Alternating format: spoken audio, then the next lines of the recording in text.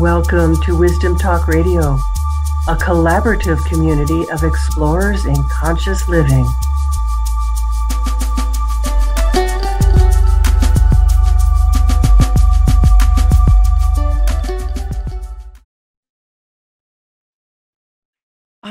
The unknown. Depending upon your perspective, it can be the stuff of bad dreams or quantum physics or of grand adventures. And sometimes truly it's all that and more. And, for me, the desire to discover, to know, the pull to know and the want for more has been really a compelling force in my life. And whether that was traveling alone into the jungles of West Africa to meet a shaman or going to graduate school in another country, one sounds much more prosaic than the other at this point. But I have to say that fear took a back seat in all of that, or at least maybe a side seat. I don't think back seat is really so true. But when I had the opportunity to have a conversation with my guest today, who, boy, has had a singular set of life experiences where the unknown, travel, inner guidance, miracles have all come together, I immediately said, well, yes, please. So stay tuned for my time today with our guest here at Wisdom Talk Radio. And I am Laurie Seymour, host of Wisdom Talk Radio and CEO and founder of the Baca Institute. Head over there to discover your quantum connection with your inner guidance by taking the Quantum Connection quiz. We're each designed to connect with Source differently, uniquely, and knowing your own style is the first step of aligning with your inner guidance in a way and at a deeper level than you ever thought you could. It's the secret to having abundant flow in your business and your personal life. So my guest today is Renee Linnell. She is a serial entrepreneur who has founded or co-founded 5 companies and has an MBA from New York University. Before that, she was a model and professional dancer. Her mission is to remind people who they truly are. And that is something, that's a way that I say it so much. So that's another way that I really connected with you, Renee, and to reignite their passion for being alive. What began as writing for catharsis in 2013, as she struggled to regain her sanity after being brainwashed in a Buddhist cult, that turned into her first memoir, The Burn Zone, a memoir. Still on Fire is the sequel. And I know we'll be touching on that today, but welcome, Renee. I am really pleased to have you on the show. Thank you, Laurie. It's really nice to be here. So where do we begin with all of this? I mean, boy, we could talk forever because you're a great storyteller, first of all. And thank you. As I read Still on Fire, it was hard to put down. It was like, I love hearing that. It was the kind of story where you just want to say, oh, I can't believe that just happened. What's going to happen next? And how is this going to move into its next place? And one of the things I was so continually moved by through reading your book is the role of inner guidance. And because it's something I teach, because it's something that has actually been so life-changing for me, I want to maybe start us out with having you speak to that. I mean, how would you say that your own relationship with inner guidance has evolved over the last years? I've always had a really strong connection to my inner guidance. I think it has never let me follow the herd. It's always forced me to follow my own path, which has made life difficult for me, especially when I was younger. It also made life wonderful. But what I've noticed, especially after ignoring it, when I was in the cult, and then after in this terrible relationship in New York that I ended up in the New York tabloids and losing hundreds of thousands of dollars. I was ignoring my inner guidance in order to become enlightened because my spiritual teachers told me that it wasn't my inner guidance, it was dark forces. But that's a whole nother rabbit hole. But as I learned, as I healed and discovered, I guess, how to rebuild the more authentic pieces of myself from the rubble, let's just say, I noticed my inner guidance. If I really wanted to be happy, I had to listen all the time, even when it was whispering, I don't want coffee this morning, I want tea. Or I don't want to go to dinner tonight with these friends, I need to stay home and take a bath. Or even with my writing, I really want to put this vulnerable part of my story in the book, even though my Catholic upbringing tells me that a lady doesn't talk about what happens behind the closed doors of her bedroom. The more I've honored every little whisper from my inner guidance, the happier I am and the kinder I am. And I'm a better human because of it. Yeah, that's so beautifully said. And I have found the very same thing of that, how important it is to follow every little piece, what seems like a little piece. Right. And I don't really think it is, because I don't think that the universal life force distinguishes between big and small.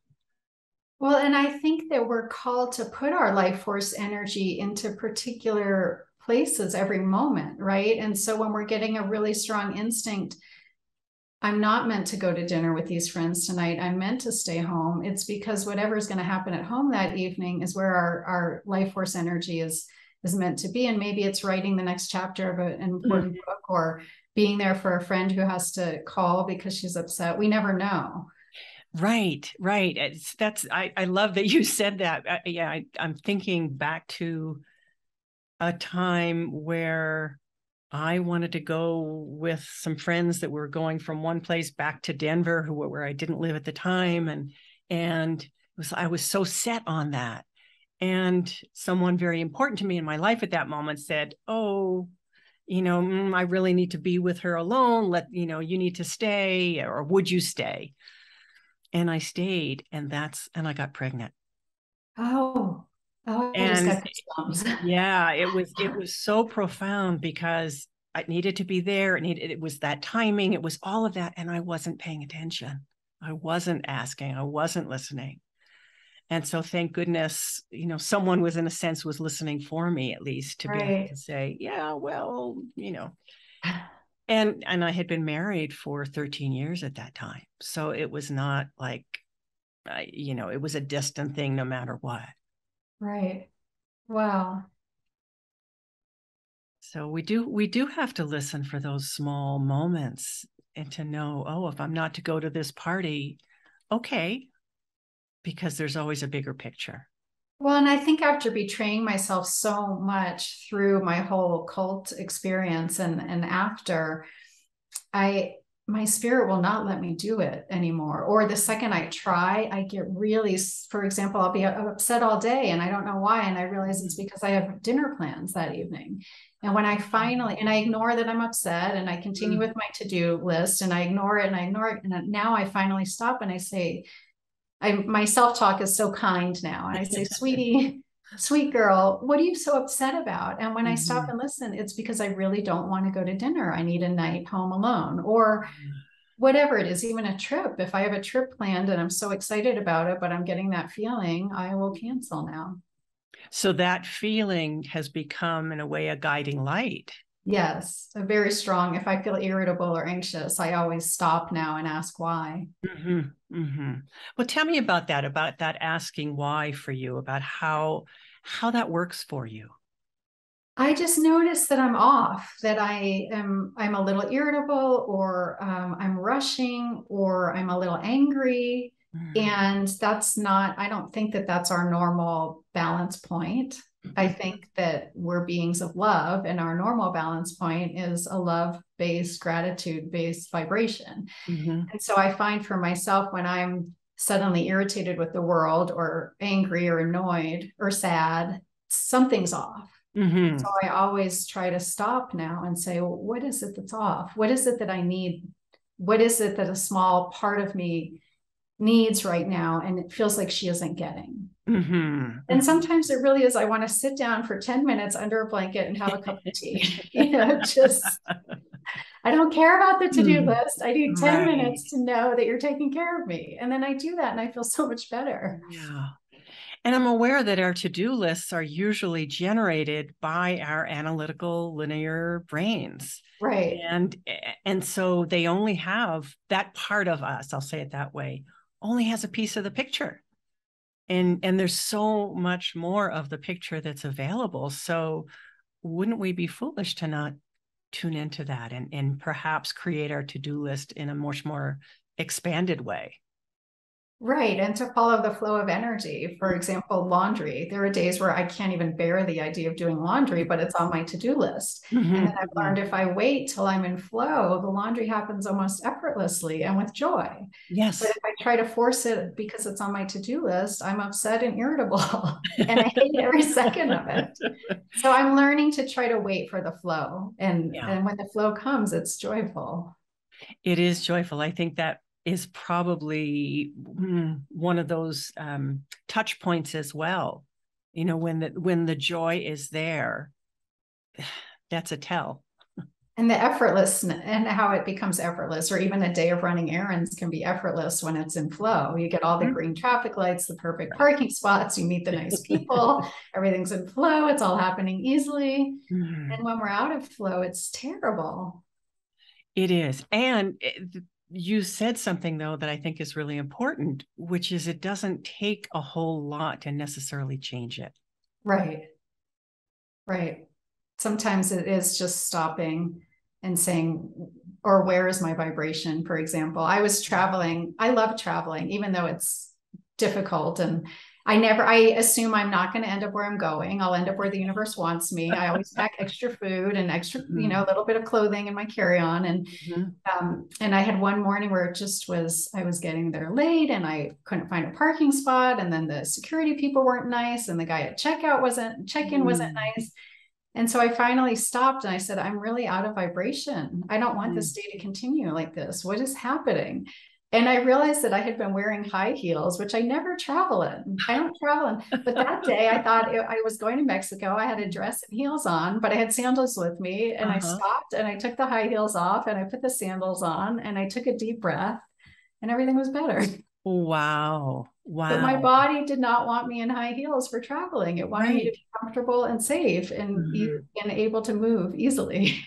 And we don't know the beauty of that. We don't know what it would have been had you continued, except it would have been more pushing. Right.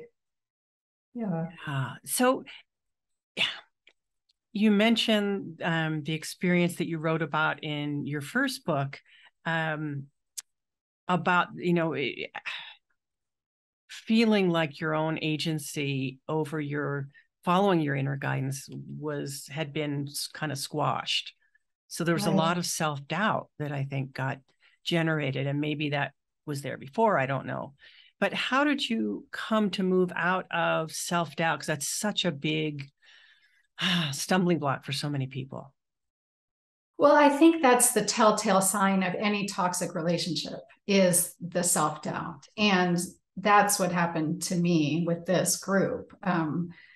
And again, like any toxic relationship, if you go on a first date and somebody hits you, you get up and you leave the table. Or if they say something cruel, you get up and you leave. But they start with romance and they start with making you feel loved and included. And for me, with the spiritual group, it was a Buddhist group, and I felt like I had found my tribe. And even though I had had this wonderful life traveling the world as a surf model and professional Argentine tango dancer, I was soul sick. And I felt so sad inside. And I thought I was the only one who felt that way. I looked out at the world and everyone seemed to have it figured out. Right. Except for me. And I was 33 when I found this group, and I meditated. And the opening of the burn zone is me meditating in front of my spiritual teacher for the first time.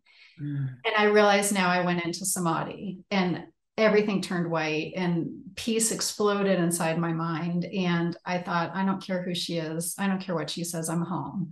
This peace is what I've been searching for my whole life. And it was amazing in the beginning. And then they slowly eroded my sense of self, my support structure, took away friends and family and activities that empowered me, and then started telling me all the ways I was flawed and not able to become enlightened. So self-doubt came in. Yeah. Self-doubt came in from the outside, really. Right. And then no longer trusting my intuition, which again, I hear all the time with female friends when they know that their partner isn't being faithful and they say something and then he says, no, you're imagining it. So again, it's that gaslighting. So then we're not trusting. We know something's off, but we're not trusting ourselves. And I do still struggle with self-doubt. As this book, Still on Fire, came out, and I do reveal some really intimate parts of my sex life, even though I kept checking in with myself that I wanted to put them in the book to help encourage other women to be more liberated sexually, and men. I've been going through a little phase of self-doubt as I realize the men in my small town are reading it, and especially men that have wanted to ask me out. And, oh dear. And I think, again, I check in with the little girl inside of me, and she doesn't want me to doubt her. She's, say 3 years old, and she's so proud of her story and her book. And so when I doubt, I'm telling her that I don't believe in her. And so I have to constantly check in and say, I'm feeling self-doubt. And then I talk to that part of myself and I say, sweetie, I believe in you. I believe in your book. I believe in the way you wrote it. I believe in what you're doing. And I'm sorry I'm doubting you. Yeah. Yeah. It's interesting what you said about self-doubt and toxic relationships, because I'm reflecting on that in terms of our relationship with ourselves. For me, self-doubt was such a big thing. And it's, I was on one hand quite successful, but on another hand, there was all this self-doubt in me. And it wasn't until I had certain experiences that I got to feel the difference between what self-doubt felt like, which was coming out of really an ego kind of, well, is this true? Is this not true? Can I actually trust what I'm experiencing? Good things. I mean, really good things. And no, if I believe that, then it's going to take me down this path. But the difference between that feeling and the feeling of love, just the internal feeling of love that comes from feeling connected with the universe. Well, and you think about how so many of us, those of us that are single, are looking for somebody to love us and treat us well. And then you think of what we do to ourselves inside our mind, because we're bombarded by the media with messaging that says we're not okay, that we're not, that we're ugly, that we're not successful, that we're all these things, so that we'll buy their products. But you think, women especially, we look in the mirror and we criticize. We look at cell phone pictures of ourselves and we criticize. Or especially those of us that are really high achievers, we're not achieving enough, no matter what we're achieving. And we think, well, would we ever invite a partner into our life who said those things to us? Exactly. You look ugly, you have wrinkles when you smile, your posture's not great, and you're not trying hard enough. We would never, but yet we do that to ourselves. And it's almost so automatic that we don't realize we're doing it. And it's accepted in this culture. We all do. That's true. Yeah, it's accepted, and it's even pushed, because it'll keep us humble. Right. I mean, how dare we completely love ourselves and approve of ourselves and applaud ourselves, right? Because then we're arrogant or something. Yeah, and it's that very thing, that self-doubt or arrogance. And what if it's neither? What if this is how we're built to be? And that is how I see things. We're built, we have this blueprint that says, oh, we do have access to this kind of guidance in every cell in our body. Right. And when we allow it to flow through us, we're co-creating, right, with the divine. And it feels effortless and beautiful and so light-filled. Yes. So couldn't we be like that all the time? I think so. I mean, that's certainly what I try to do. It's not, I don't know about for you, it's not easy. It's constant vigilance of mind to make sure I'm following my own heart and my own inner guidance versus what I think the world needs me to be. Yeah. Or getting concerned with how they perceive me. But it sounds like you're aware when that kind of questioning thought comes in. It sounds like you're aware that, oh, wait a minute, this is me going into that old way of being. I am, because it feels terrible. Right. And again, it goes from the little girl spinning around in her dress, showing off how beautiful she is with joy, to, the adults don't think I should do this. Right. Or they're saying that I'm showing off or whatever. And so I go from that incredible joy to not feeling very well. And then I realized, because I suddenly got concerned about what other people are thinking of me. And that really is giving our power away, right? It's saying, you tell me if I'm appropriate. You tell me if I'm attractive. You tell me if I'm a good writer. Yeah. You tell me if I'm worthy. Yes. And the reality is that because everybody else has their own journey and their own struggles or doubts or whatever, how would they know? Well, and they're mercurial, right? So when they're well fed and they've just gone to the bathroom and they're content, they think you're great. They have all the energy in the world to shine on you. But if they've been stuck in traffic, or they're cranky, or they have to go to the bathroom, or whatever it is, suddenly they're not giving you the attention you need. And you think, oh no, they don't like me. And it's like, no, they just need to go eat or whatever.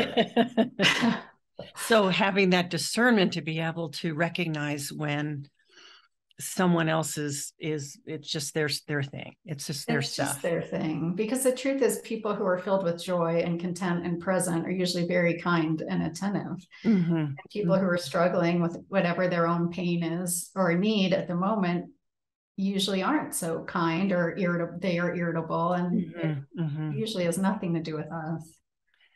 The kindness, you've said that a few times. You've said that about yourself, and and about other people, and I think that's a great measure, if you will. And I don't really mean measure in the way of judgment, but just, am I in the place of kindness right now? Well, and it's interesting, everything I went through to become enlightened. I destroyed my whole life, my sanity. I burned almost everything I owned. I took myself to the edge of suicide, basically, with that cult, because I wanted to be an enlightened saint. And I wanted to be able to enter a subway car and have everybody feel better just because I was in there. I wanted to, it's such a weird life goal, right? But I wanted to be like Jesus. And I realized, after everything I went through, and the spiritual narcissism hit me when I was in that group. Oh, I'm on this path and other people aren't, and I'm awake and they're asleep. And I realized, after everything I went through, that enlightenment really is just, and being saint-like is just being kind and grateful. Yeah. And we have a million opportunities every day to be saint-like. And it's, getting in our car 15 minutes early so we're not a jerk in traffic, or being in a rush but holding a door open for somebody struggling with packages, or crying our guts out one morning and then having to go to the post office and actually smiling at the person we're talking to, even though we're hurting inside. Yeah. All of that sounds very much like the ability to go into a subway car and transform people simply by your presence. Well, and that just gave me goosebumps, because I do have people say, when I'm around you, I feel so calm, or I feel better about the world. And I do believe in vibration. And when we are in a vibration of love and gratitude and kindness, we do send that vibration out to those around us. It's inevitable. Right. And it works all across the vibrational scale. Right. That when we're vibrating at a lower rate, the lower frequency rate, that's what we draw to us. Right. Whether that's illness, whether that's, a bad experience or so-called bad experience, but they all have the capacity to teach us something, to show us something, to bring us to a new moment. I agree, definitely. So it's a funny thing to think that you were so intent about being enlightened. And then it happens in a completely different way. Well, and when I was so intent on being enlightened, I wanted to kill the part of me that was human, the part of me that was, when my father died when I was 15, and I had been raised Catholic by a woman who, my mother was an alcoholic, and she was emotionally abusive, and she was beautiful, and she was a lady. and she wanted me to be a lady, and I had to go to etiquette classes and cotillion, and I was a debutante. And so as soon as my father died, I became the bad girl. And I started drag racing my Mustang and wearing all black and combat boots and diving off the stage at punk rock concerts. And you must have been fun to know. I was super nerdy and unpopular and weird before I became the bad girl. And then when I became the bad girl, I was the coolest girl in school. Right. And so then when I tried to become enlightened, I tried to squash the bad girl part of me, and burned all her clothes and her high heels. And I ran over all her surfboards with my car. And I just was trying to become some all white wearing, daisy behind my ear, mala bead wearing enlightened monk. Yeah. And sounds like an image of enlightenment. Yes. And I destroyed the essence of myself. And I finally realized the enlightened version of us is human and messy and flawed and quirky and weird and different and unique and obnoxious sometimes and not nice sometimes, but it's the authentic version that our creator created. Each one of us is unique. And so I realized we have to honor all those parts of us. And so I had to bring my bad girl back with a vengeance, but she's kind now. So and she's not a bad girl, is she? She's wild and she's untamed and she doesn't want to be caged and she wants to express herself fully, but she's also very kind and grateful. Sounds like a pretty magnificent blend.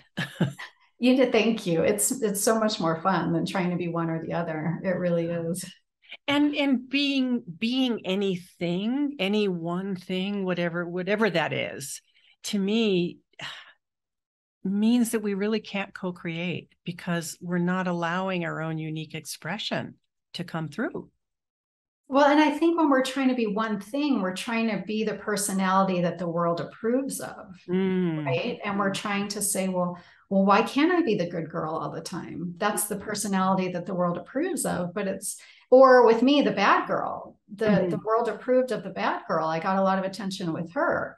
Sure. And so, but I think each moment asks for different expressions of us, and we're these multifaceted, dynamic beings. And so we can't even know in advance which expression of us the universe is calling for unless we're present. And then we can allow, and we don't have preconceived ideas or judgments. And so I can go out to a nice dinner and sit with my friends, and then they put on the good music and I'll get up on the bar and start dancing, but then my girlfriends will say every time we go out, get on the bar. And sometimes it will, no, it's not appropriate. I'm not in the mood tonight. Yeah. Or people are eating and it's not the right timing, so it's honoring again. And in the past, I would have overridden the fact that I didn't want to get on the bar and dance because all my girlfriends wanted me to, and it's a crowd pleaser. And now I check in, and when I feel like being more introverted and quiet, I won't do it. And if you are doing because it's expected, I'm sure that feels pretty hollow to you. It's a betrayal yet again. It's making what they think more important than what I think of myself. Yeah. So can you talk a little bit about how that has shown up for you in your own life as you've gone through all these different situations and experiences, and as you've moved through the world? I mean, you've done a lot of travel, and I wonder if how you have seen that has shifted as you've been in different cultures. It's really interesting because I traveled so much when I was younger, more than 50 countries before I turned 35. And I realized I was very free then. I felt very safe. I felt very protected by the world. I would show up to a third world country at 3 a.m, not knowing the language and not knowing where I was going to stay. And it always worked out. After I went through the cult experience, I became very afraid of the world. I didn't want to leave my house. I didn't know who to trust. I didn't trust myself. I was scared to go to the grocery store. I was scared to go to the post office. I was scared to call people for years. And now I go through phases. Where I feel very vulnerable and introverted. And I am afraid of going out in the world or calling strangers. These phases don't last very long, maybe a day. And then I have phases where I just can't wait to get on a plane and see where I end up and see who crosses my path. And I think it's just honoring. I'm just learning to honor when I'm feeling really quiet and when I'm feeling really outgoing, and to not force myself or push myself, if possible, to be different than I am in the moment. Yeah. It sounds like the path of freedom. It's so safe. I realized after everything I went through, I felt so unsafe in the world. And when I finally realized what that feeling was coming from, it was because I didn't trust myself to have my own back. I had been forcing myself over and over in situations, for example, with men that I didn't really want to be with, or forcing myself to do really well at the executive MBA program at NYU, why? And so this feeling of not feeling safe or feeling anxious, I realized because I couldn't trust myself to have my own back. And so now I'm really protective of the child inside me, and I'm really protective of what she needs. And so I feel safe in the world. And when I don't feel safe, when I'm feeling scared, I allow myself to not interact with the world if possible. And what is that like? So you feel unsafe.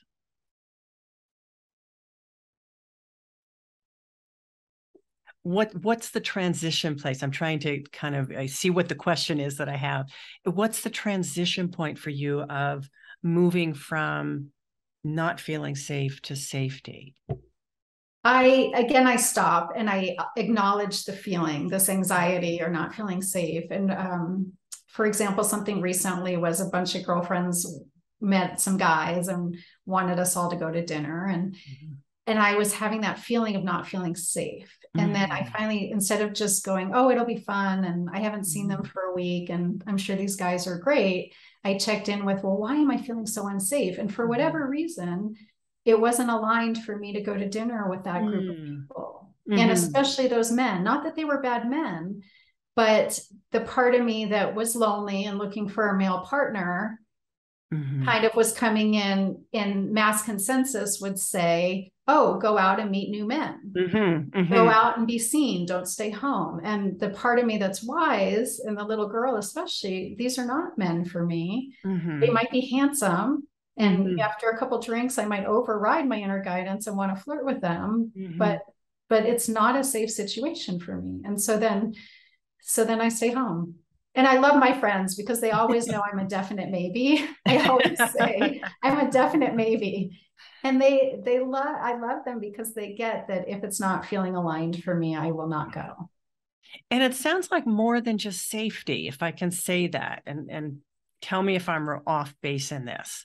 The feeling I have is safety is a piece of it, but it also may be, and it's also maybe, not but, and it also may be a situation of, oh, there's energies that are coming in to support you writing your next book. Right. And so it may not have anything to do with the men, the women, the going out, but really more of what this moment in time is opening you up into. Does that make sense? It does. It's basically, where is my energy being called that evening? Yes. And honoring that, well, from the outside looking in, dinner with friends and cute, handsome new men seems wonderful. My energy is actually being called to stay home. Yeah. Yeah. Because there's a different picture here tonight. Right. And then the energy isn't available to want to go out, to want to get dressed up and put on the makeup. It feels exhausting, where the energy is calling me to stay home. Yeah. And that's where the flow is. Yes. And so it's been such a journey of honoring that more and more. Yeah.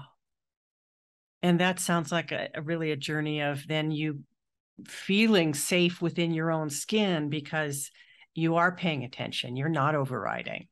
Right.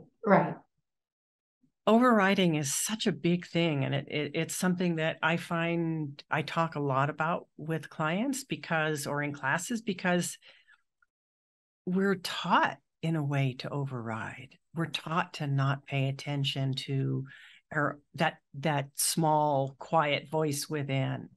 What Well, does and not only are we taught to not pay attention, unfortunately, so many of us when we're children, especially little girls, are taught that we're bad girls if we have boundaries, right? So we're all dressed up in our pretty little dress and we're supposed to go hug so-and-so. And our inner guidance says, I don't want to go hug so-and-so. And then we get, well, you better go hug so-and-so or you're a bad girl. Or I don't want to play with those people. And then we have to go play with those people. And so I think we're taught to people please, to please the adults around us. Our survival depends on it. I mean, we will die if we don't please the adults around us when we're tiny. They take care of us. And so we override and override and override. Sounds like you got a lot of lessons in really, no, I mean this really, in how to listen and the willingness to listen. And that's beautiful. Thank you. And it's interesting in both books, I do take the reader on the journey of me overriding and then what happens and then tuning in and listening or experimenting when I'm not 100% sure. And then, trying one thing, it doesn't really work out. I understand, we have to be the researchers, don't we?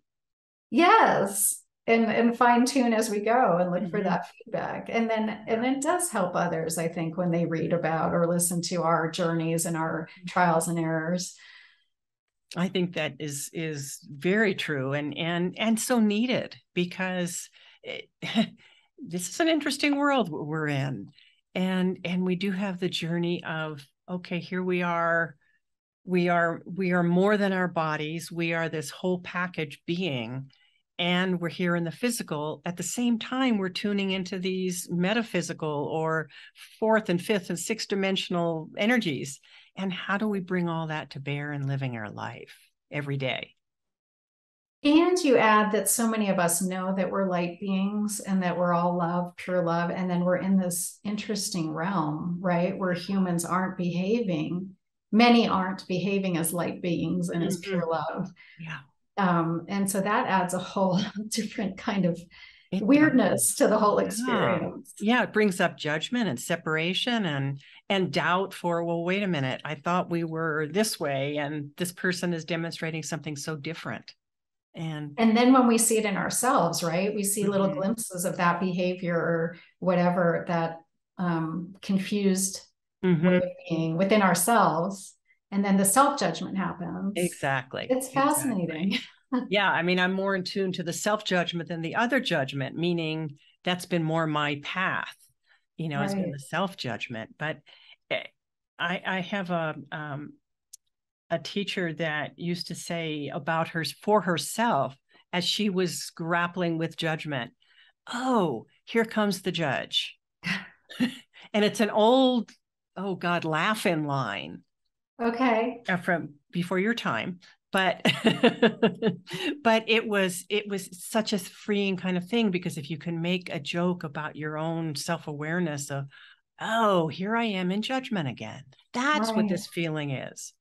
And then, the feeling that comes along with that is feeling separate from life, separate from the other person. And yeah, I remember reading somewhere a quote that we can't stand in love and judge at the same time. So Renee, what's next for you?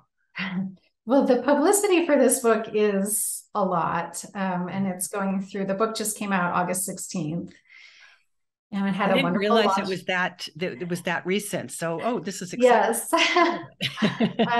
We had a wonderful launch party here in Aspen, and I'm doing publicity through the end of October. And then I am writing a third book. So this is a trilogy. And I'll be going to one of my favorite places to write is in the cafes of Buenos Aires, where I used to live when I was a tango dancer. So I'll be spending the month of November there working on the third book. How exciting. And dancing too? Yes, dancing. I love dancing. And I used to do some dancing, which I'm not going to talk about right now, but but how wonderful. Yeah. Any other travel coming up? I'm going to Mexico for a wedding in October. And traveling a little bit for publicity. How can people best reach you? Through my website, reneelinnell.com. Okay. that will be in the show notes too. Yeah. And I'm on social media, but I when I go through my introverted moods, I disappear. Okay. Okay. But you're there if people. I am on Instagram and Facebook. Okay. Any last, what I want to say, if you were to say to our audience, remember this, what would you want to say? Oh, I would say, I have to clear my throat. Excuse me. I would say, remember that you are a being of light and that you chose to incarnate on this magnificent planet for a reason, and that you are unique for a reason. In a world of 8 billion people, there's no one else on this planet like you. And it's time to celebrate that and honor that and go within and find out what you really love and what you're really good at, and just do more and more and more of that, and offer those gifts and that joy to the world. Oh. Offer those gifts and that joy to the world. Yes, the world needs, we can't be sick enough to make sick people. Abraham Hicks said this: we can't be sick enough to make sick people well, and we can't be poor enough to make poor people wealthy, and we can't be sad enough to make depressed people happy. What we need to do is thrive. And when we thrive, we shine our light into this world, and this world needs more light. Yeah. So people are looking for the light. Yes. And we are the light when we're happy. And we're happy when we're doing what brings us joy. Right. Yeah. Beautifully said. Thank you, Renee, for being a guest here on Wisdom Talk Radio. I really value who you are and how you're showing up in the world. Thank you. Thank you, Laurie. I feel the same way about you. What a lovely pleasure to spend time with you and get to know you. Yes. Thank you. And thank you to our viewers and our listening audience for being with us here today at Wisdom Talk Radio. Join us here regularly for more wisdom, discovery, and illumination. You can find us, of course, on anywhere that you listen to podcasts. And if you've enjoyed listening today, please leave us a review, subscribe, because all of that helps more listeners find the wisdom, find the ability really to help transform the world. And for more about deepening your connection with your own inner guidance, take the Quantum Connection Style Quiz now. Thanks for joining us here at Wisdom Talk Radio. We wish you well in your conscious explorations. For more information and to join in the conversation, our website is wisdomtalkradio.com or at Wisdom Talk Radio on Facebook.